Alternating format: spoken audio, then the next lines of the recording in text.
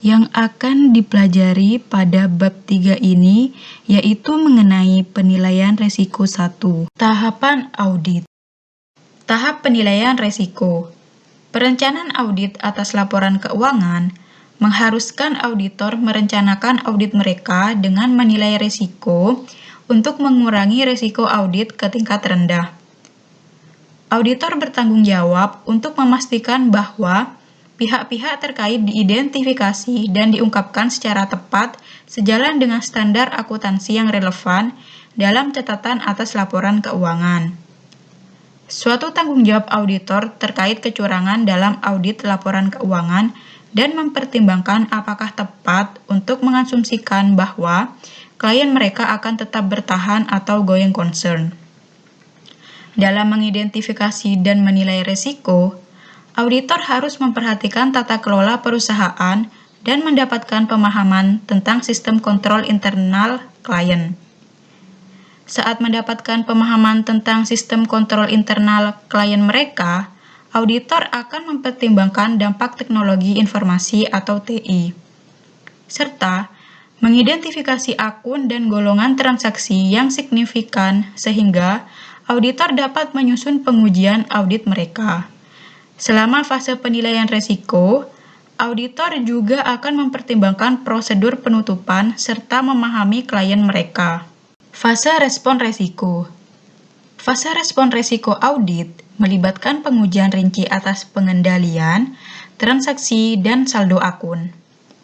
Jika auditor berencana mengandalkan sistem kontrol internal klien mereka, auditor akan melakukan pengujian substantif rinci atas transaksi sepanjang tahun dan pengujian substantif rinci atas saldo dicatat pada akhir tahun. Menyimpulkan dan melaporkan audit. Fase terakhir audit melibatkan penarikan kesimpulan berdasarkan bukti yang dikumpulkan dan pendapat tentang kebenaran dan kewajaran laporan keuangan. Pada tahap audit ini, auditor akan memanfaatkan pemahaman klien, pengetahuan rinci mereka tentang risiko yang dihadapi klien, dan kesimpulannya ditarik saat menguji kontrol klien, transaksi, dan saldo akun. Mendapatkan pemahaman tentang klien. Tingkat entitas. Pengetahuan tentang entitas tersebut diperoleh melalui wawancara dengan personel klien, termasuk pihak yang bertanggung jawab atas tata kelola. Auditor akan menanyakan pertanyaan tentang apa yang dilakukan klien, bagaimana fungsi klien, struktur kepemilikan klien, dan sumber keuangannya. Tingkat industri. Di tingkat industri, auditor tertarik dengan posisi klien mereka dalam industrinya, tingkat persaingan di industri tersebut, dan ukuran klien terhadap pesaing. Auditor mengevaluasi reputasi klien di antara rekan-rekannya dan tingkat dukungan pemerintah untuk perusahaan yang beroperasi dalam industri. Pertimbangan lain adalah tingkat permintaan produk yang dijual atau jasa yang disediakan oleh perusahaan dalam industri tersebut dan faktor-faktor yang mempengaruhi permintaan tersebut. Tingkat ekonomi. Selama peningkatan ekonomi, perusahaan berada di bawah tekanan untuk bekerja sebaik atau lebih baik daripada pesaing, dan pemegang saham mengharapkan peningkatan laba yang konsisten. Sedangkan selama krisis ekonomi, perusahaan mungkin memutuskan untuk mengecilkan laba. Dan ketika ekonomi sedang buruk, ada kecenderungan untuk memaksimalkan penghapusan sebagai penurunan laba. Risiko kecurangan. Insentif dan tekanan untuk melakukan kecurangan. Dalam menilai risiko kecurangan, auditor akan mempertimbangkan insentif dan tekanan yang dihadapi kliennya untuk melakukan kecurangan.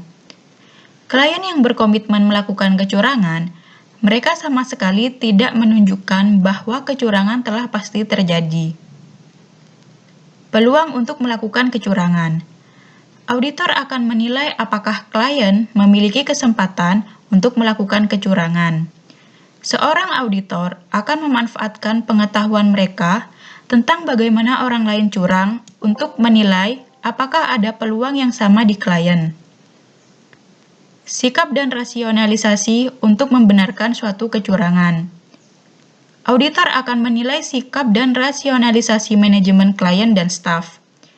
Sikap mengacu pada keyakinan etis tentang benar dan salah, dan rasionalisasi mengacu pada kemampuan untuk membenarkan suatu tindakan. Going concern. Indikator. Untuk setiap klien, auditor akan menggunakan pertimbangan profesional mereka untuk menilai apakah kelangsungan usaha mereka itu valid. Ada sejumlah indikator baik sendiri atau gabungan dapat mengasumsikan kelangsungan usaha mungkin beresiko. Faktor yang meringankan. Faktor-faktor yang meringankan resiko pada kelangsungan usaha mungkin diragukan. Misalnya, jika klien mengalami kekurangan uang tunai yang parah, tetapi memiliki surat dari bank yang setuju untuk memberikan tambahan pembiayaan, surat tersebut mengurangi, tetapi tidak menghilangkan resiko kelangsungan usaha yang mungkin terjadi tidak valid. Tata kelola perusahaan. Menurut ASX, tata kelola perusahaan terdiri dari aturan, sistem, dan proses dalam perusahaan yang digunakan untuk memandu dan mengontrol. Struktur tata kelola digunakan untuk memantau tindakan staf dan menilai tingkat risiko yang dihadapi. Kontrol dirancang untuk mengurangi risiko yang teridentifikasi dan memastikan kelangsungan hidup perusahaan di masa depan. Teknologi informasi. Teknologi informasi adalah bagian dari sebagian besar proses akuntansi perusahaan, yang meliputi inisiasi transaksi, pencatatan, pemrosesan, koreksi seperlunya, transfer ke buku besar, dan kompilasi laporan keuangan. Auditor diharuskan mendapatkan pemahaman tentang sistem teknologi informasi klien dan risiko yang terkait. Kesalahan dalam pemrograman komputer dapat terjadi jika program tidak diuji secara menyeluruh. Prosedur penutupan. Saat menyelesaikan laporan keuangan, klien akan menutup akunnya pada periode laporan berlangsung. Pendapatan dan pos pengeluaran harus mencakup semua transaksi yang terjadi selama periode laporan berlangsung dan tidak termasuk transaksi yang berhubungan dengan periode lain. Saldo aset dan kewajiban harus mencakup semua item yang relevan, akrual, dan lengkap.